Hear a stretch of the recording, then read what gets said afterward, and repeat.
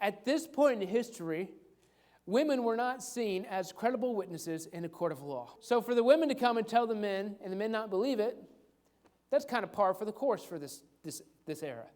Now, there were at least 5 women, so it's not as though it was just one person having this crazy, hallucinating experience. It was multiple people having the same experience, sharing the same story, and yet it wasn't believed. But when we think of what Jesus is calling us to do, Jesus is not calling us to assimilate to the culture. If the early church wanted to assimilate to the culture, they would have changed this story. They would have either taken the women out of the story completely and only had men, or added men to the story. And so the early church shows us how it is to be countercultural. Because the early church didn't adjust its story to fit the world. It just said Jesus is calling us to something different.